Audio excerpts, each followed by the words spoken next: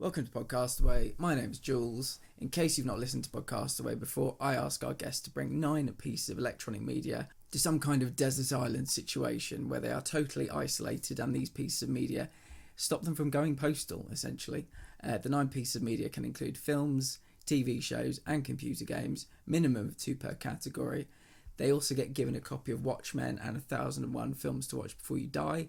They get to bring a third book, and they also get to pick a luxury item. And through these choices, we get to know our guest a little bit better. Today's guest is Richard Cardenas, one of our patrons. Hello, Richard. How are you today? I'm doing good. How are you? I'm pretty good. Tell everybody where you are, because you are the first kind of international podcastaway we've had. Oh, wow. Ooh, I feel special. I am in Los Angeles. Very cool. What's it like in Los Angeles today?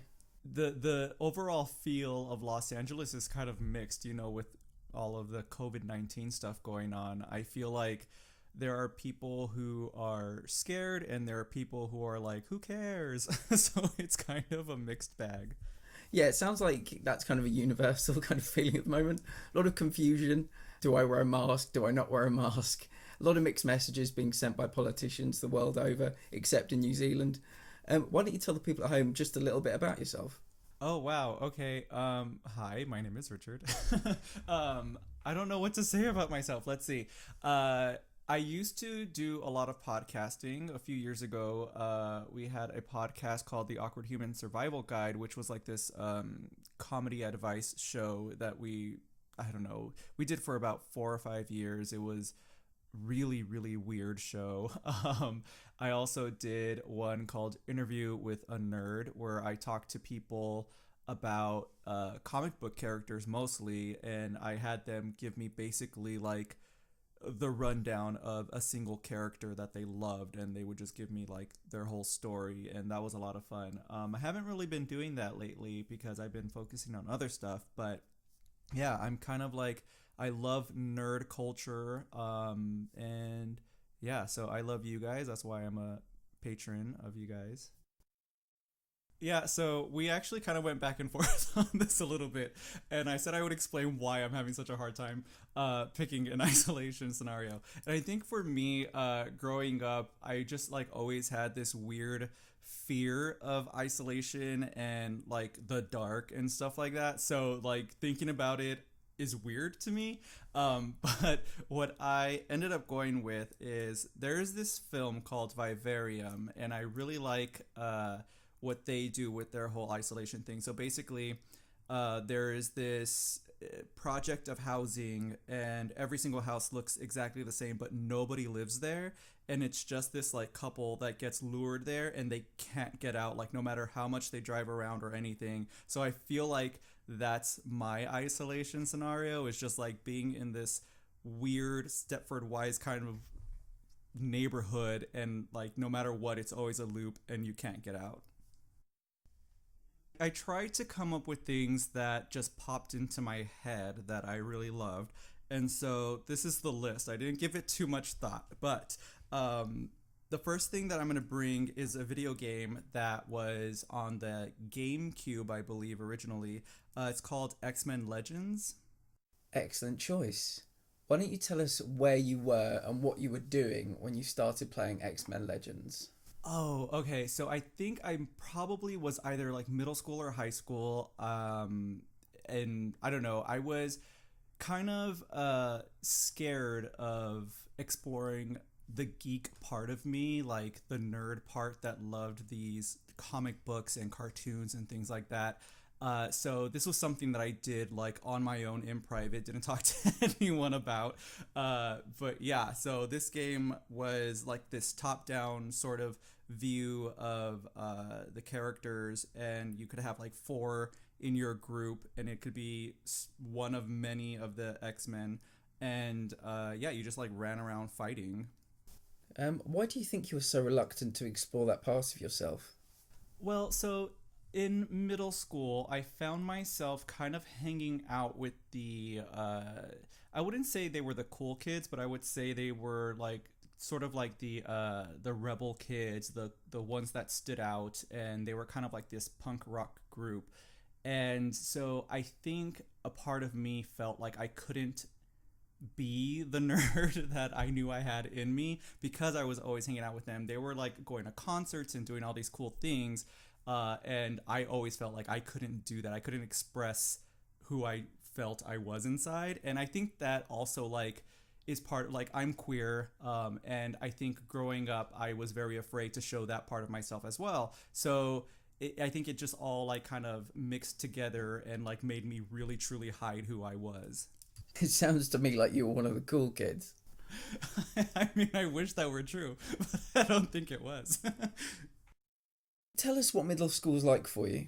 It was a mix for sure because again, like I said, I was very much in the closet and very afraid of what people were thinking of me. When I was in elementary, I didn't have those fears because I wasn't aware of myself at that time. So once I got into middle school and everyone started paying attention to what norms are or what's cool, what's not cool, like that's when I became very self-conscious and I retreated within myself. And so it was just like always trying to hide who I was because everything was so embarrassing to me at that point. And I was like ashamed of everything that I was, everything that I liked. And so it was weird. But then at the same time, I had really good friends, or, you know, at the time I thought really good friends who I could talk to, laugh with, have a good time with.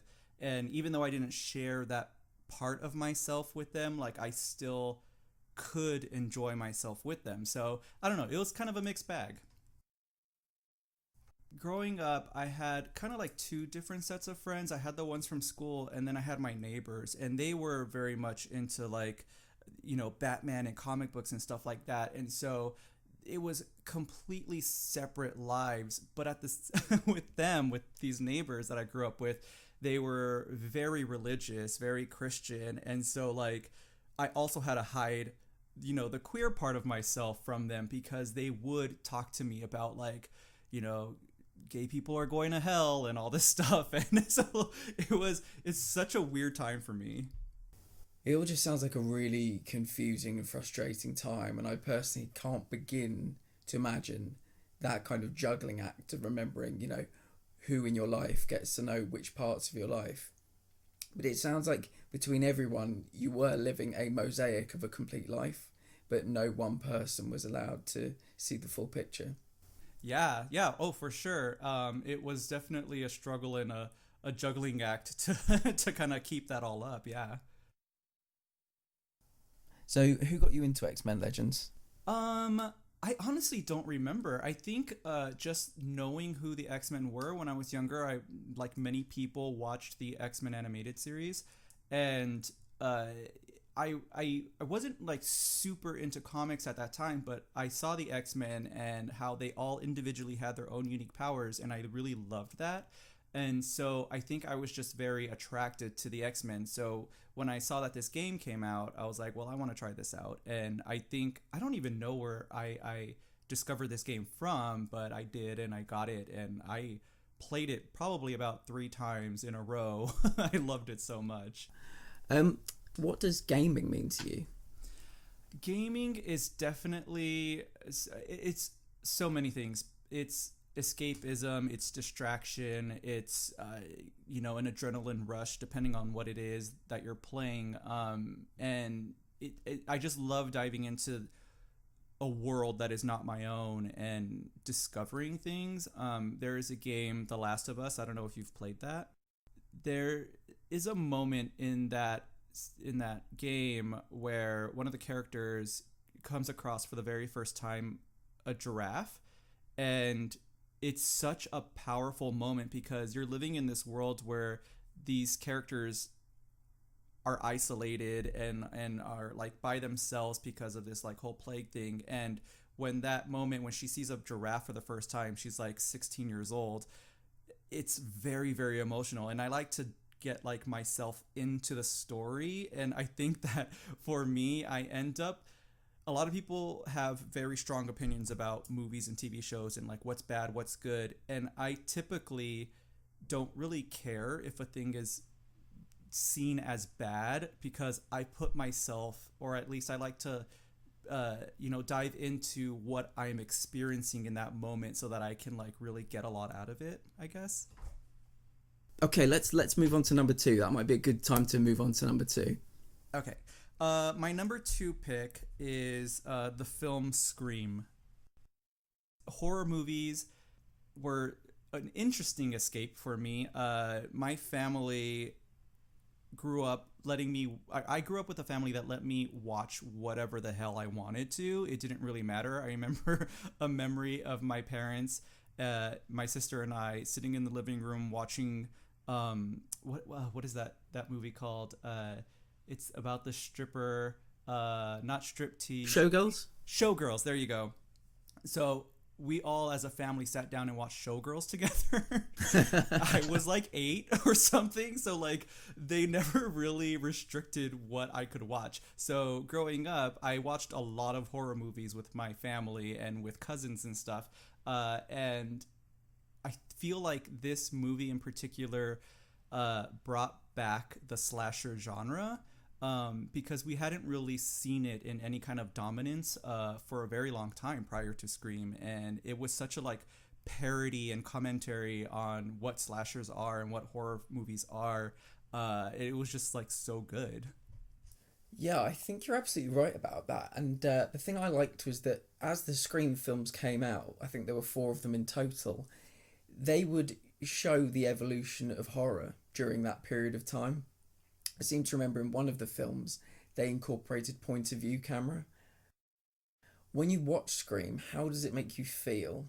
I don't know if it's a good thing, but it makes me feel good. I don't know. I just like loved it so much. As a kid, I watched this movie hundreds of times, and I had like at one point just memorized the entire movie, and I would think about it all the time. And I just think it like you said, it was so meta, just like explaining what the rules are in a horror film and like what needs to be followed. And it's I don't know, it makes me feel good. It's like a comfort movie for me.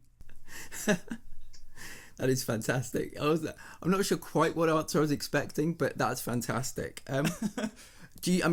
Whereabouts do you think you would die in a horror film, or do you think you would survive?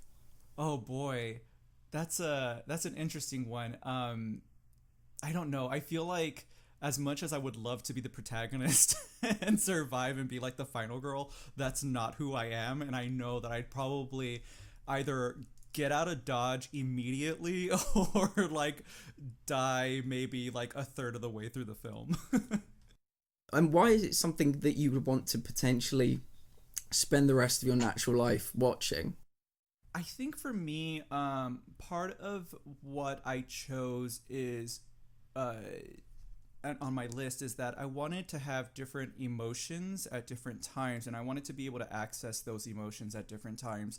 And for this one in particular, I think when I first saw it, it was such an adrenaline rush, and there were so many jump scares and everything that I wasn't quite used to at that time.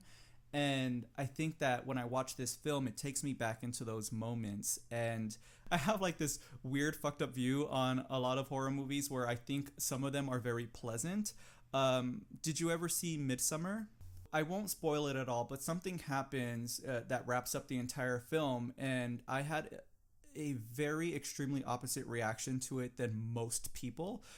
So people think I'm very weird because of that. And so I don't know, horror movies have always just been such a comfort place for me. Okay, well, if that's the case, I feel like you need to give us some examples of some of your horror comforts. Oh, okay. Ooh, okay. So definitely Midsommar. This one, Scream. Let's see, what else? Halloween. The Halloween series I love so much just because they get so ridiculous. And I love all horror, like campy, serious, suspenseful, like whatever it is, I love all horror. It doesn't matter to me. Yeah, so the Halloween series, the Friday the 13th series. I don't know, I just love horror. Are there any life lessons that horror films have taught you? Yeah, I guess I would say so. I think there are specific films that probably taught me some stuff. For instance, The Babadook. That one, was a movie that I did not expect when I was watching it. I knew nothing about it. So when at the end of the film, I was just like, wow, that's a really good film just about mental health and, you know, like what a family goes through when they lose a person and stuff. So I think when horror is good, it's really talking about who we are as people. Yeah, nice observation. It's probably a good moment to move on to number 3. Okay, so my number 3 is going to be a little bit more silly, a little bit campier. It's actually the Power Rangers series. I would like the entire 25-year history, but I know that I shouldn't do that. So I'm going to go ahead and just choose the original Mighty Morphin. Okay, 2 things. The rules in this game say that you can have the whole run, but I also saw the original series. I think that might have been the only series that I watched, and it was absolutely appointment television. How do you feel when you watch that TV show? Yeah, so I think growing up, it was just like a cool show. You know, you had this diverse group of people who were dressing up as superheroes, who were fighting, and they were so colorful. You know, there were monsters from outer space or whatever, and being molded from clay and brought to life and growing huge. And they had these, you know, gigantic robot Zords that, you know, combined to make an even bigger Zord. It was just like amazing at the time. And when I look back on it today, I maybe about 2 or 3 years ago started doing a rewatch of the series. And so I think at this point I'm probably around the series 10 or something. But when I look back on it, I think it really helped develop my view of just like the world, because the characters were so diverse and the cast was always diverse as far as like, you know, race and everything.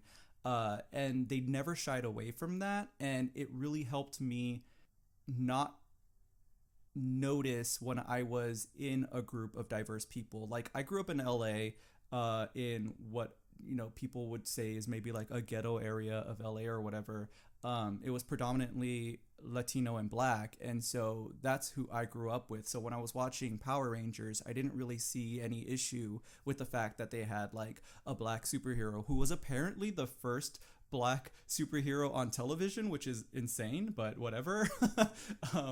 So it to me, it's just like a place of, you know, acceptance, diversity, and not really seeing any issue with that.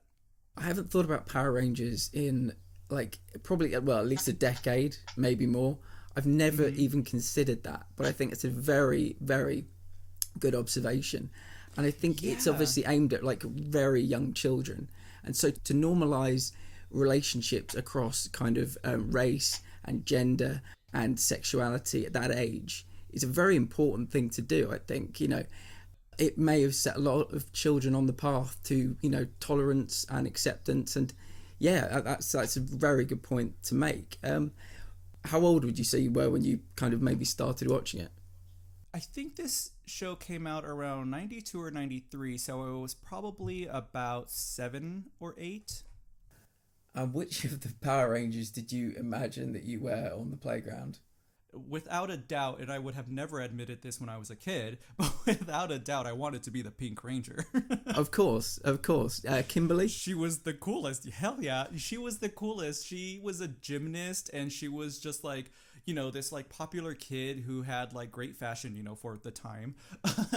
And yeah, she was just so cool. So you're currently doing a rewatch, did you say? And you're planning to watch every single series of Power Rangers?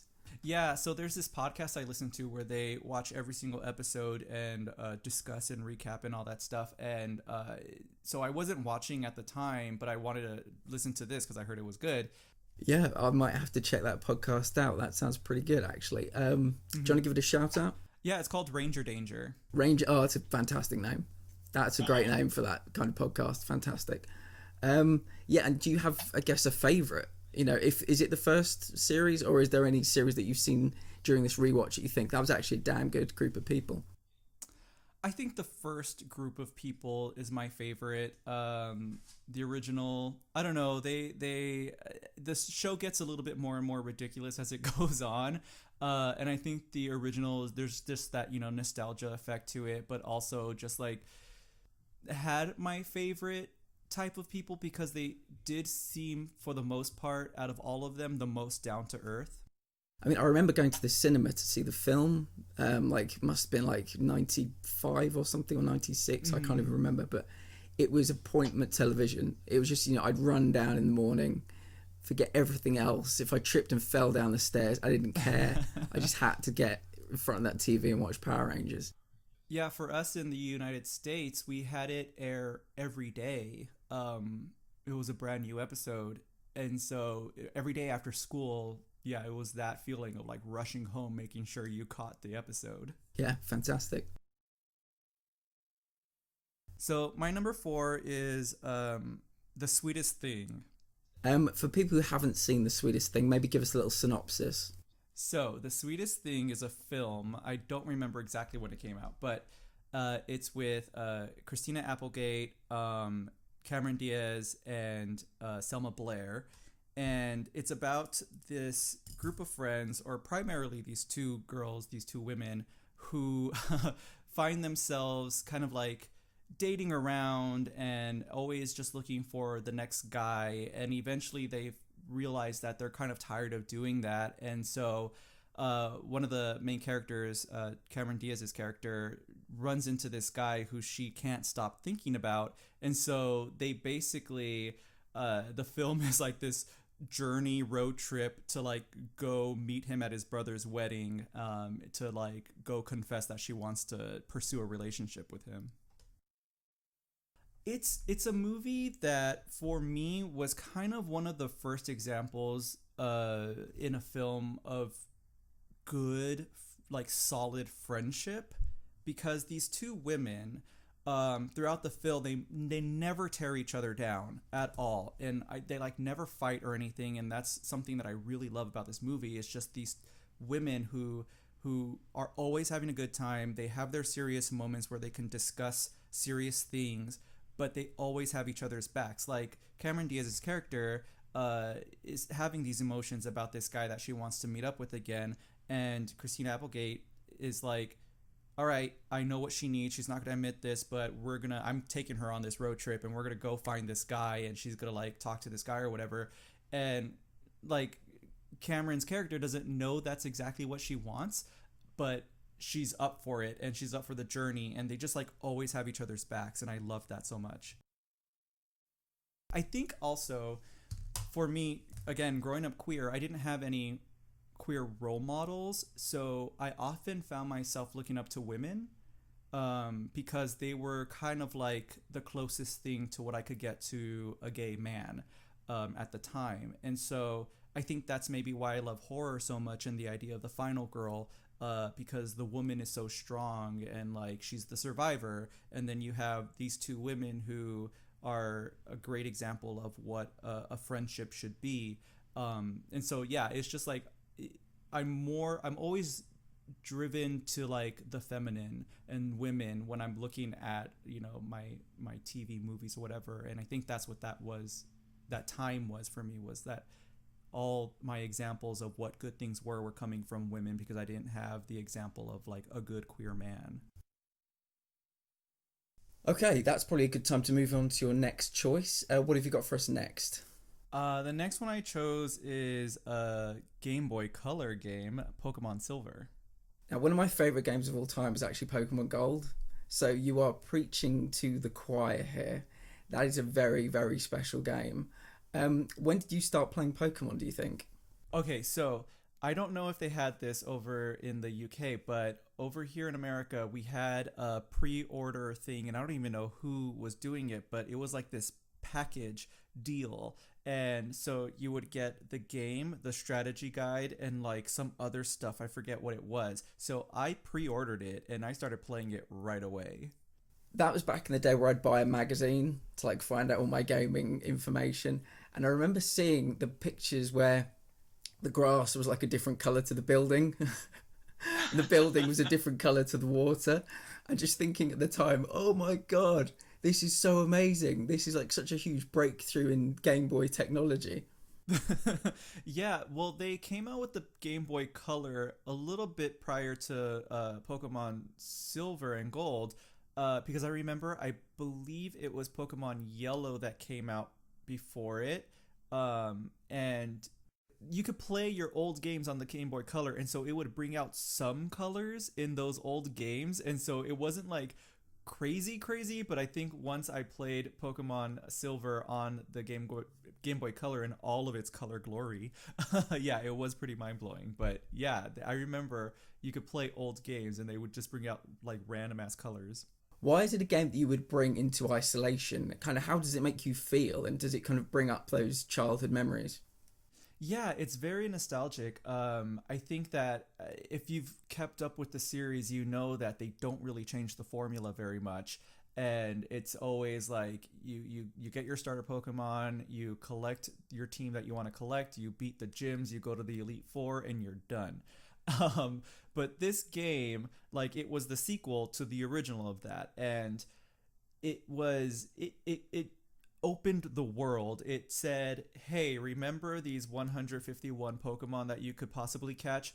Guess what? There are more. And guess what? There could be more after this. And it was very exciting because then you didn't have to sit there and just play with the original 151. You could play with a bigger, sandbox. And they introduced breeding. They introduced more types like dark, I think was one of them, steel.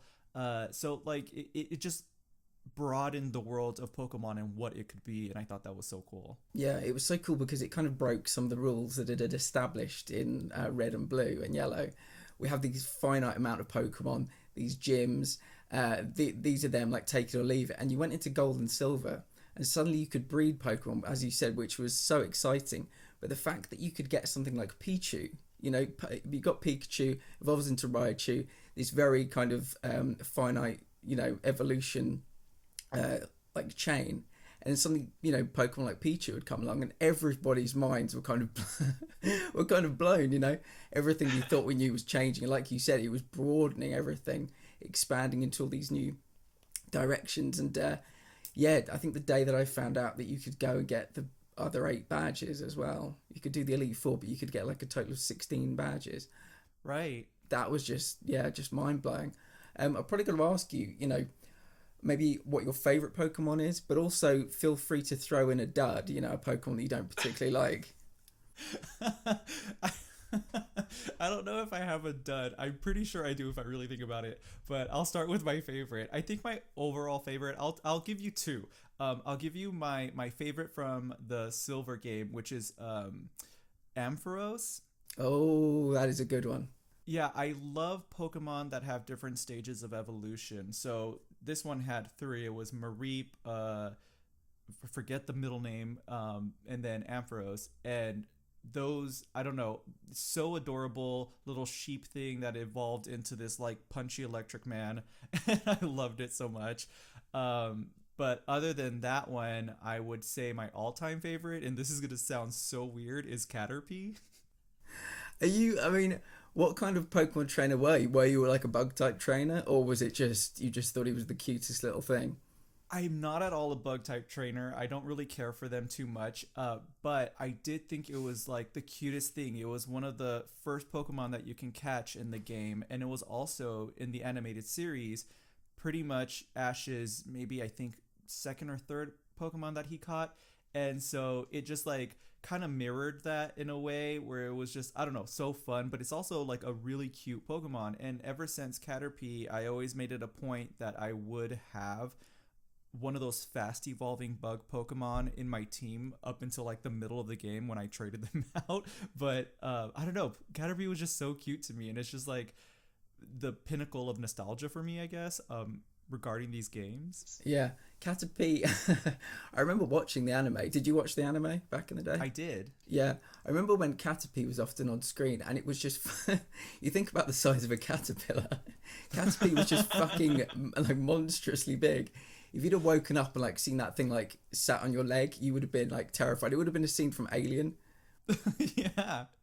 I mean, it's very understandable why Misty was terrified of Pokemon in this world. Do you still play? I do. I absolutely do. I am eagerly awaiting the DLC for the new Pokemon game. That's very cool. I've played up to, but not including Sword and Shield because I just don't have a Switch yet. I'm still debating whether to get like just the handheld or to get the one that like works with the TV. Like I think is it the Switch Lite or something? So Yeah. those are conversations I'm having frequently with myself. I think your two Pokemon choices were very good actually because that was back in the day where Pokemon were actually like designed in less than they were given like more than 2 minutes worth of thought when the designs were being considered. Because some of them I feel now they're just like if you can imagine a white piece of paper, it's just like a circle drawn and then like an eye put on it, and they're like, here you go, or like a heart shape, and this is love disc. It's just... The funny thing is when I talk to people who used to play the games and haven't been playing them for years, I'll tell them what I'm playing or whatever, and they'll be like, how many are there now? I'm like, I don't know, over 1,000. And they're like, their minds are blown. And I'm like, no, don't worry, like the designs aren't great on all of them. There's a Pokemon that is literally a bag of trash. There's one that's like a keychain or something as well. Yeah. What's your favorite Pokemon? Oh god, I would have to probably say the Squirtle family line. Like I couldn't really like I like all of them. I am always a water trainer when I pick at the beginning of the game. So I think Squirtle has kind of stuck with me the whole way through, truth be told. I will say that I have a real soft spot for Deerling and Sawsbuck. The ones that they change, well, that you can, if you find them, depending on what season you find them, they look different. I'll ask you two more questions before we move on to your next choice. Where do you think Pokemon kind of goes next, other than a Diamond and Pearl remake? Do you have any kind of, is there like a wish list for what you'd like to be able to do in the games? Oh boy, I do have wish lists. There, so in the game, you have your 6 Pokemon that you can fight with, and you kind of run around and you go to gyms and whatever, and you find random ass trainers that you can fight and stuff. I wish that there was some kind of way of switching out Pokemon on the fly rather than being constricted to your 6. Like, I want that and I don't want it at the same time. I think it's just one of those things where it's like, God damn it, you have like, I don't know, a steel Pokemon and I don't have fire. And this battle is going on way too long. Like there are moments where I have like where I just wish I could just go into my box and grab a Pokemon out of there. So maybe if they introduce something like that where it's like optional to do it, that's like one of the things. Other than that, I don't really care where it goes. I'm guessing you didn't play Let's Go Pikachu or Eevee. Even if I had a Switch, I wasn't entirely sure whether I would get them. I think I'd probably just stick with the core ones. They were interesting. I didn't hate them. It still provided that nostalgia for me. It was the original game basically, and I really enjoyed it still, even though it was like simplified. I tell you the thing I'm not entirely sold on, and it's the idea of seeing all of them. Like, you don't have to necessarily go into the grass and you don't know what you're going to find. The fact that you can like see them above ground, I'm not entirely sold on that concept. I'll have to experience it a bit more before I have a kind of firmer idea on it. Yeah, that's definitely how Sword and Shield is. And I gotta say, it was weird at first for me as well, because I do like the random battles of RPGs where you're running around and you just get in a random ass battle. But I think they've definitely are, like most of them have evolved past that, and now you see the enemy and you can avoid them if you want. The thing that made me laugh so much about Pokemon Sword and Shield is when you get a Pokemon that will chase you. You have like this large Machop just chasing after you, wanting to kick your ass. It's so funny. Final question. Favorite and least favorite generation? I mean, oh boy. I think probably my favorite generation is gonna be Pokemon, Silver and Gold, or Gold and Silver, however you say it. It's the correct answer. That's a correct answer. Yeah, I think that one's my favorite. Again, for all the reasons that I said before, it just like opened up the world and let you know that there were going to be so many possibilities for what Pokemon could be. But least favorite generation, I don't think I have a least favorite. I think I have a least maybe familiar, which is the black and white, I think, because I didn't really play that one. I played it a little bit, but I never finished it. Do you know what's interesting? I would probably say that black and white might be my second favourite. And everybody says to me exactly what you just said to me. It was the one where either, I fell out of love with Pokemon for a time, then came back a bit later on. The fact that there was black and white, and then there was black and white 2 as well. The only like direct sequel, I just find fascinating. I would just say to anybody, have another go with that one, because I think it's got hidden depths. So if you ever get the chance, have another go. And that's the one I think we're dealing in Swordsbuck as well.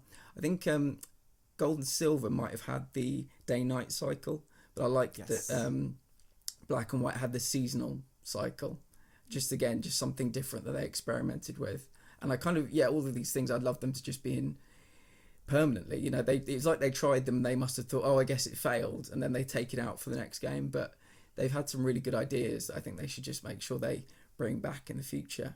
Yes, Sword and Shield plays with the night and day seasonal cycles, or I guess it's more of a weather pattern, where you can go into different areas and it'll be like raining in one area or whatever, and it will like cycle through into the different areas. That's a great choice, and any Pokemon fans out there, Generation 2 is where it's at. Gold, Silver, Heart Gold, Soul Silver, give them a play. Okay, let's move on to your next choice. Number 6 is going to feel a whole different kind of emotion. This is Brokeback Mountain. Talk to us about Brokeback Mountain. Maybe people haven't seen the film. Maybe give us a sense of what it's about, and maybe tell us about how it makes you feel to watch. Okay, so Brokeback Mountain is a film directed by Ang Lee, and oh boy, this film.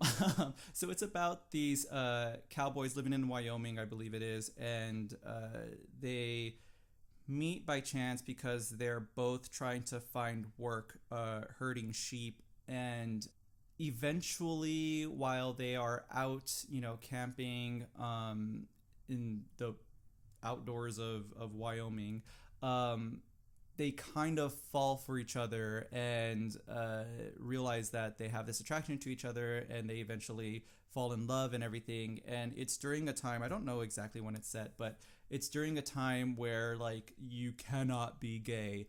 That is just unheard of. This is also, Wyoming, and you cannot be gay. So they have to hide their relationship with each other, and they're both like married and have families and stuff.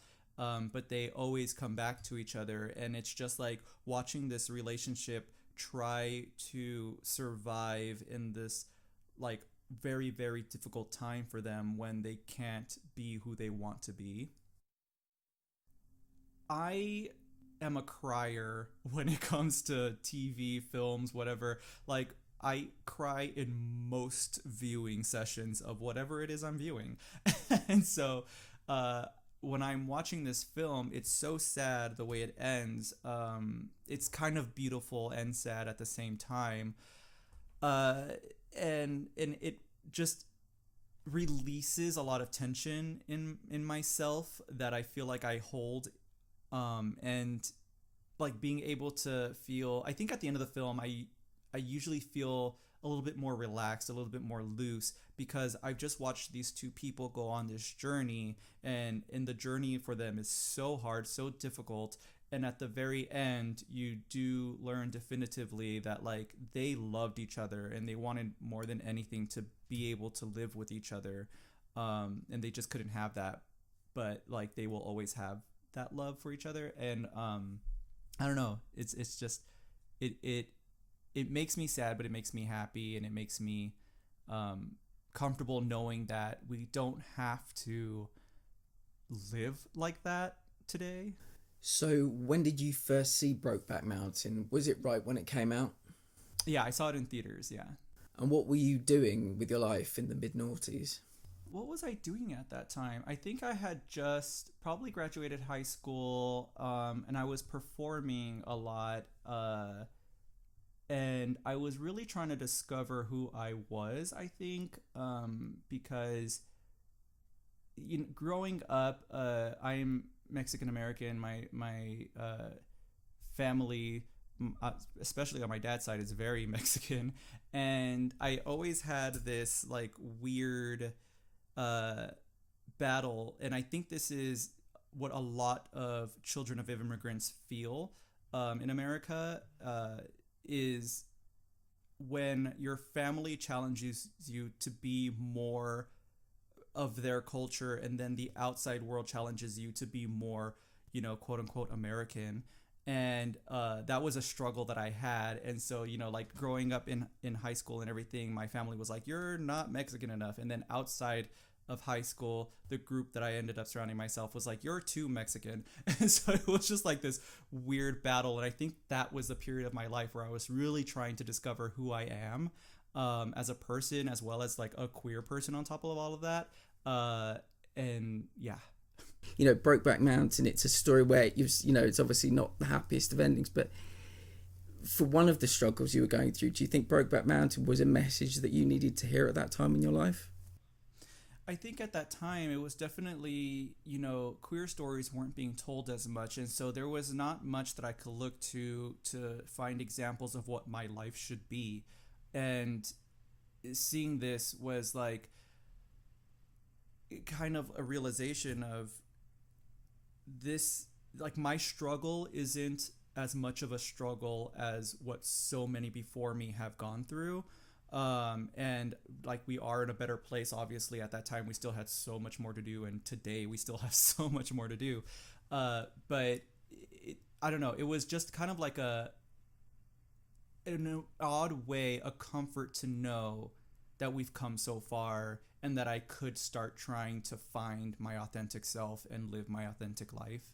So in your isolation situation, this film would work as both something to comfort you, but also something that would allow you to have a bit of an emotional release should this apocalyptic scenario get a bit too much for you. Yeah, for sure. Yeah.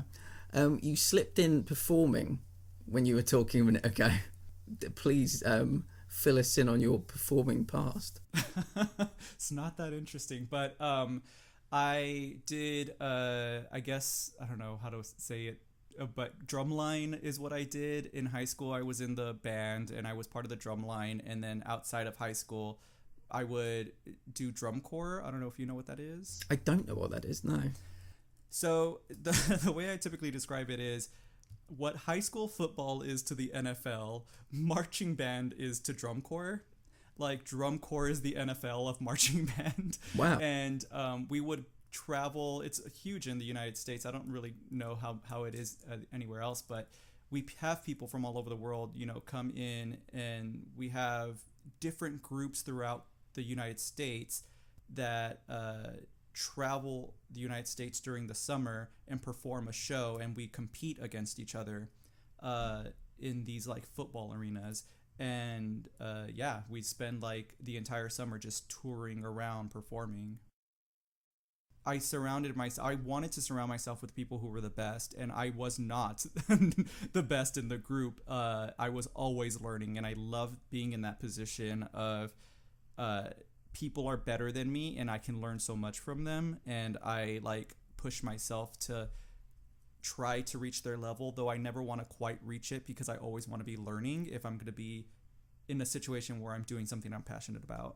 It sounds like you did the right thing, and I reckon you were a lot better than you're letting on. So, well, my one of my instructors always said there's a difference between there's like two different kinds of performers in music. There's the musician and there's the technician, where the musician can take the music and like perform the hell out of it and understand it and truly make it come alive, whereas the technician is just good at performing the music. And I think that I was the technician. I had great technique and I could play the music, but I never really made it my own, I guess. Let's just bring it back slightly to Brokeback Mountain. Obviously you've told us about this film, you told us about the messages, you told us about what it was saying to maybe people such as yourself that were kind of maybe struggling to find a sense of self regarding sexuality, maybe still trying to understand themselves, what would be the message that you would maybe pass on either to younger you, or maybe a message you could pass out to people potentially even listening to this who might be feeling a similar way to the way you were feeling when you were younger? You seem to be someone that's in a place now that's a lot more, you know, relaxed. You seem to be very comfortable with yourself. I don't know if that's true or not. Maybe I'm putting words in your mouth, but maybe if you could just pass on some maybe words of advice to people who might need to hear them. I truly, truly, truly believe in found family because, you know, my family, though it may sound like, you know, we were doing stuff together, you know, watching all these movies together, like we weren't very close, we weren't very open with each other, we weren't affectionate at all. So I didn't get a lot of that until I found the people that made me I guess be myself and accepted me for who I was and loved me because of who I was. And that is what really helped me be comfortable in my skin, I guess. And I know that's a struggle in some places. You can't necessarily just go find a group of people or even a person. But I don't know. This is such a tough one to answer because I think everyone's situations are different. And I would love to say, you know, it gets better, but that's not always true. I think in some cases, and it's hard. It's a really hard question to answer. I don't know how I did it. I was lucky. And that's a shitty answer, I think, but I think I was just lucky to be able to find people. I live in a progressive state, in a progressive city, you know, so I was able to find people who I could, you know, turn to when I needed them. And, you know, I've been through some really tough shit and have people truly be there for me. And if you can find a person like that who you can just trust, and it's hard to be there out there on your own. I'm sorry. That's such a shitty answer. I think that was a fantastic answer. And as someone that's white, straight, can't begin to understand the things that you've been through in your life, or the things that many people around this world have been through in their life, I have no point of reference for this kind of conversation or debate. But what I will say is that sometimes it's worth asking the question, would young us be proud of what we're doing with our lives? Oh, wow. I think younger me would be shocked at where my life is today. And I don't think in a bad way or anything, but maybe. I think so. I think when I was younger, I had such different ideas about what life was going to be. You know, I imagined that I'd be married to a woman with children by the time I'm now 34.